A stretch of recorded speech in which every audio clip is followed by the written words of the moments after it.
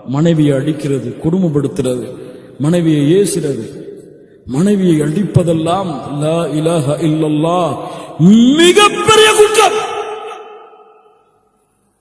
சர்வ சாதாரணமாக கணவன் மனைவியை அடிமையாக நினைத்து அடிப்பதை முஹம்மது ரசூலுல்லாஹ் ஸல்லல்லாஹு அலைஹி வஸல்லம் அனுமதிக்கவே மாட்டார்கள். அல்லாஹ்வுடைய தூதர் ஸல்லல்லாஹு அலைஹி வஸல்லம் ஒரு முறை குத்துபா செய்தார்கள்.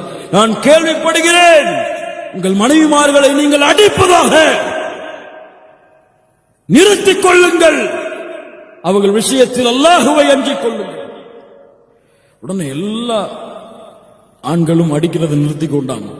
இது பெண்களுக்கு பிளஸ் பாயிண்ட் ஆயிடுச்சு. உமர் இப்னு கத்தாப் ரலியல்லாஹு அன்ஹு வந்தாங்க. அல்லாஹ்வுடைய தூதரே, சொன்னீங்க அங்க பயங்கரமான சேட்டை ஆயிடுச்சு, அல்லாஹ்வுடைய தூதரே அனுமதி கொடுங்க. ரஹ்ஹஸன் நபி, அல்லாஹ்வுடைய தூதர் அனுமதி கொடுத்தாங்க. மறுநாள் காலையில 50 பெண்கள் ரசூலுல்லாஹ்வுடைய வீட்டு வாசல்ல ஆரம்பிச்சுட்டாங்க அடிக்கிறது. அல்லாஹ்வுடைய தூதர் ஸல்லல்லாஹு அலைஹி வஸல்லம் சொன்னார்கள், பெண்களை அடிப்பதை தடை செய்கிறேன், அந்த விஷயத்தில் அல்லாஹ்வை அஞ்சிக் கொள்ளுங்கள். சுப்ஹானல்லாஹ், என்ன அறிவுரை பாருங்க. நீங்கள் நல்லவர்களாக மாறவே முடியாது பெண்களை அடித்தால், பெண்களை கொடுமைப்படுத்தினால் என்று அல்லாஹ்வுடைய தூதர் ஸல்லல்லாஹு அலைஹி வஸல்லம்